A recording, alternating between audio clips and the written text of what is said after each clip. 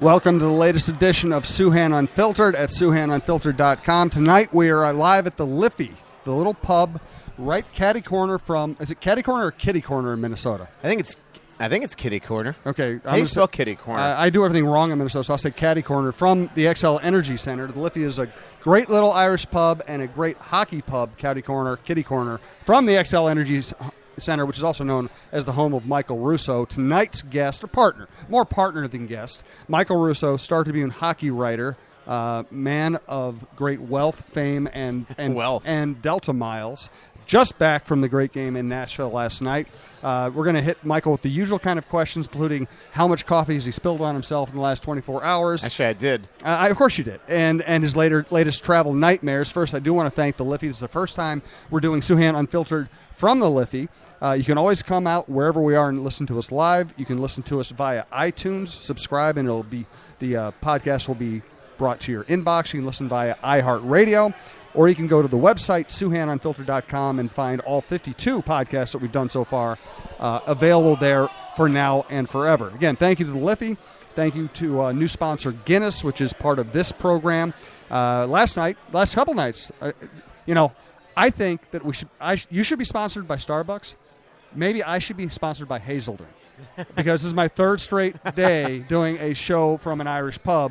Monday night, Quincy Lewis at Kieran's. Tuesday night, Peter Killen, the owner and CEO of all the Cara pubs, the Liffey, Cooper, Local, and Kieran's. And tonight with you here at the Liffey. Also want to thank O'Gara's. I'll be there Friday night with Dan O'Brien, Jerry Kill's right-hand man at the football program. But let's get to some hockey, sir. All this time drinking this is why your columns read so well lately. Your creative juices are flowing, and I think newspapers need to expand our old. We need to erase the old church and state boundaries between advertising and news. I think it should be the Guinness column by Jim Souhan, and I think Guinness should fuel every one of them. You mentioned Starbucks. I was walking over here, and I ran into Jim here, Wild fan, Severance guy on Twitter. Yeah, we got bookends here. The first thing he said to me was, "Dunn Brothers." That's true. And well, you know what? True. If Starbucks ain't going to sponsor you, go talk to the people at I know. Dunn Brothers. I really should. Actually, isn't Caribou a local? It is. Yeah, we should talk to Caribou because I love Caribou. But that Dunn Brothers used to be Starbucks. Right. And unfortunately, the Starbucks downtown, besides closing absurdly early, it's just very, very difficult to park. So yeah, absolutely. This is part of the Live and Social Network. Right after this show, Tony Bennett and Jeff Dubé will be doing Dubé's show from the Bennett's Chop and Rail House. This is their Wild Wednesday, so this is 2 solid hours of hockey talk on the Live and Social Network. So tune into that one after you listen to this one, or even do it in stereo. Listen to both at the same time. All right, you're in Nashville last night. Yes. And I've said this before, one of the things I really like about this team is they aren't just winning. They're winning with pretty hockey. And it wasn't that long ago where we would be around the NHL and say, okay, yeah, that team's good, but they're awful to watch. Okay, yeah, that team's good. They're awful to watch. Okay, yeah, the Wild are making a run, but good Lord, every game's 1-0, and the only goal is deflected 8 times and bounces off the goalie's ass before it goes in. This is beautiful hockey, that game-winning play.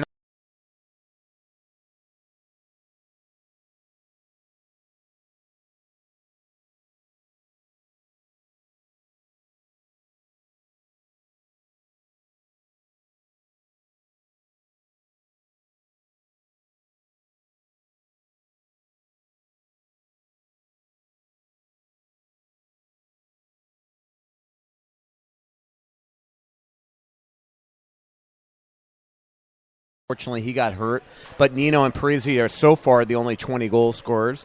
But up and down the lineup, they get production from all 4 lines on any single night, and that's the thing. You bottle up the Parisi, Granlund, Pominville line, and Coyle, Vanek, and Fontaine will contribute.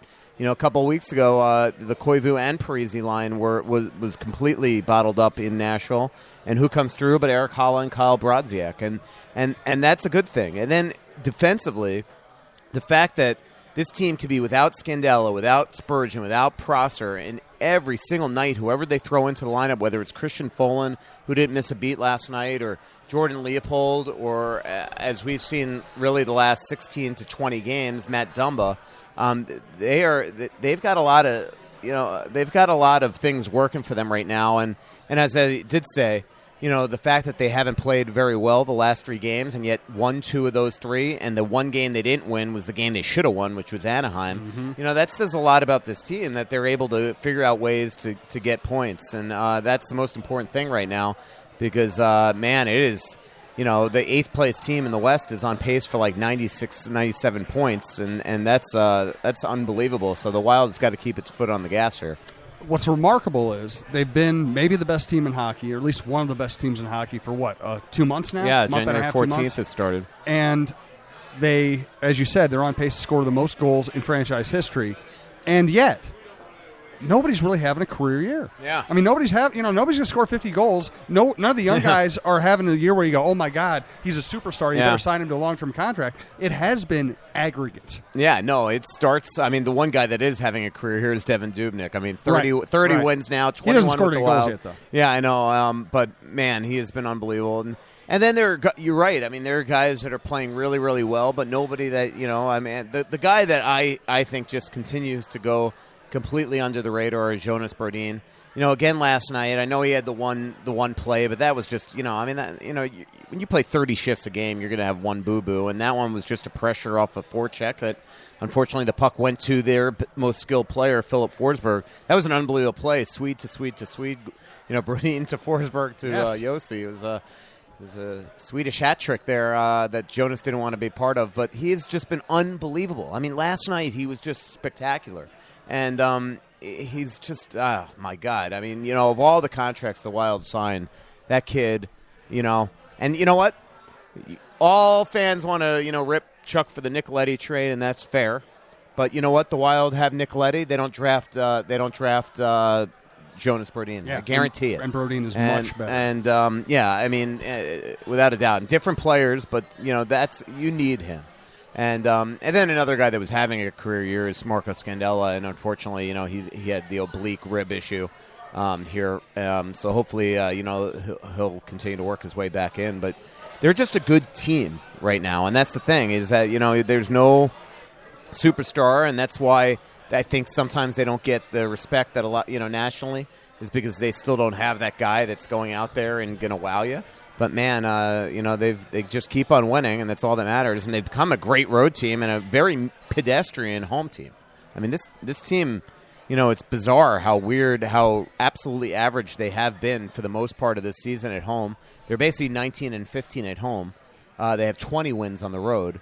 Have lost 3 of the last 5, only 1 regulation win, and they better figure that out. Yeah, absolutely. I want to get back to the Letty topic here real quickly. I do want to mention we do have a new sponsor, Minnesota Eye Consultant. Now, who do you know over there? Well, Dr. Samuelson is the key doctor. I was once actually.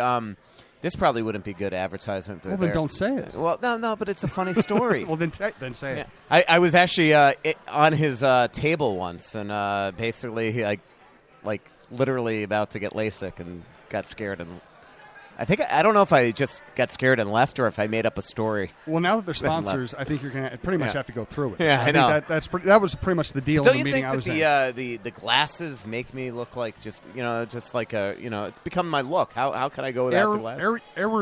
Erudite. I always have trouble pronouncing that word, even though I read it a million times. Erudite is what I think of when I think of you. Do you remember the Dr. Samuelson line from Jacques Lemaire once? No.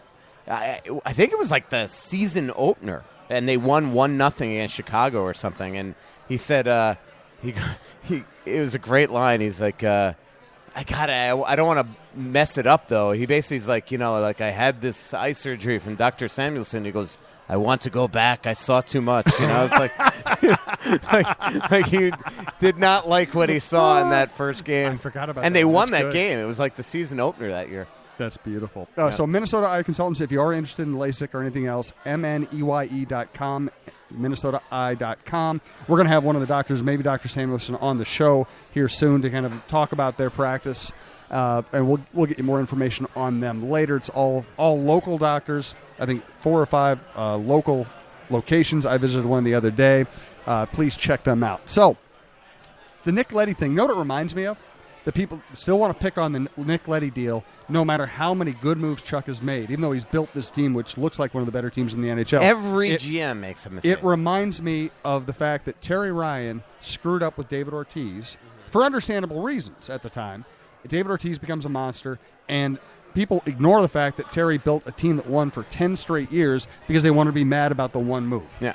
I mean, every GM has a mistake. I mean, that's what Terry always says. If you're a GM and you don't make a mistake, it means you're not going to the office. Right. You're not trying. Yeah, I mean, that's the thing. I mean, at least he's bold and makes some moves. That one, he lost his way. He's admitted it 1,000 times.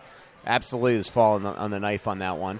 And unfortunately, and he wouldn't, if he didn't, I mean, heck, if he wanted to pretend that it wasn't a mistake, he wouldn't have, probably was more gutsy that he bought out Barker, a year or so after that.